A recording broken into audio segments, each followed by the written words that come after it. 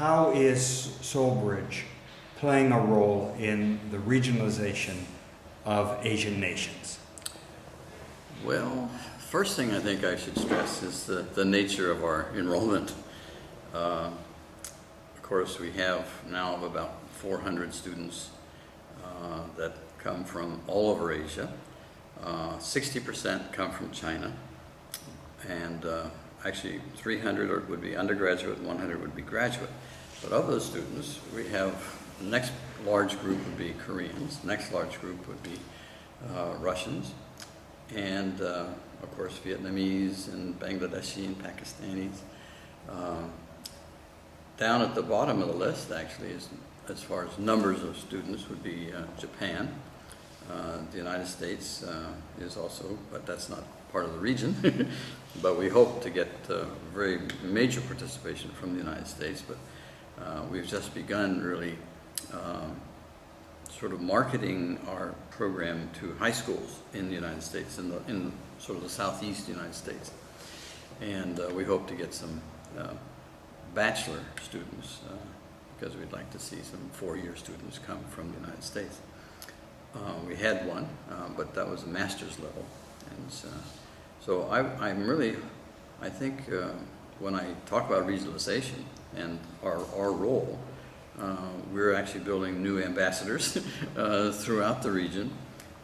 They are building personal networks that will turn in, hopefully, to corporate networks, maybe government networks in the future, from basically all the countries now in Northeast Asia except North Korea. And of course, that's another one of our major issues here, because we now host the Secretariat of the Limited Nuclear Weapons Free Zone. And that particular organization, or really concept, is to try to bring some sort of security infrastructure to Northeast Asia that sort of mirror images, but uniquely is different than what we see in Europe. And so there's all this activity, I think, goes into what I call the creation of Neighborhood Asia. And Neighborhood Asia's concept is to have dynamic commercial, political, social relations between the countries of Northeast Asia, and foster those as best we can. Do you see those as a European community model or not? Well, Asia is, of course, uniquely different. In the sense, it's not that uniquely different. I mean, the history of conflict among the nations of Northeast Asia is much more recent than, of course, in Europe. But at one time, the French and the British were at each other's throats every year almost. And so these are the things that have to be dealt with very, very aggressively, hopefully, peacefully though. And the idea is to really teach as much as we can a history of the region that's impartial and as close to the fact as we can get away with. For example, I teach a course on what we call the peace dividend in Northeast Asia, specifically looking at the Korean Peninsula. And of course, that's very difficult, because when I teach about, there are three historic kingdoms of Korea: Koguryo, Shira, and Paekche, and we happen to be in the Paekche region here. Well, when I talk about that particular era, and I'm speaking to, say, my Chinese students at this moment, they'll raise their hands and, Dr. Endicott, don't you realize that Koguryo is actually Chinese kingdom, was not a Korean kingdom?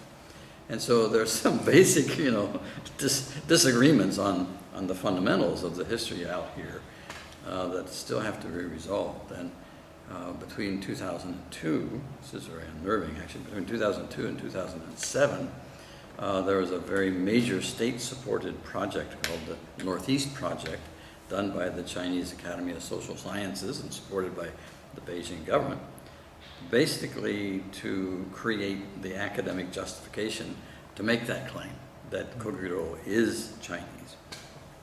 And of course, that has very disturbing sort of geopolitical overtones, because that means that if the North Korean government implodes and there's a void or a vacuum out there, the Chinese could use their military to come in and reimpose order, but also under the banner of regaining territory that was China's historically. And so this is something that we have to be very cautious about. In your student body, how are these political fissures interfering with their social development and their friendship? It's very interesting because they're kids and sort of social relationships are more important than anything else. But you see a high degree of sensitivity. When we get to the subject of Koguryo, for example, on briefings, etc., they'll play down what's going on. When we get to the issue of the comfort women and those kinds of issues with Japan that still have not been really rectified, you get a very sort of delicate sensitivity where the rest of the class will know that there's a Japanese student or two sitting in the class, and so they'll say, you know, this is an issue that's very sensitive and still being looked at in diplomatic circles, etc. And so they'll pull their punches a little bit. And in a sense, that's the, you know, sensitivity and understanding is the first step toward appreciation of the other person's issue.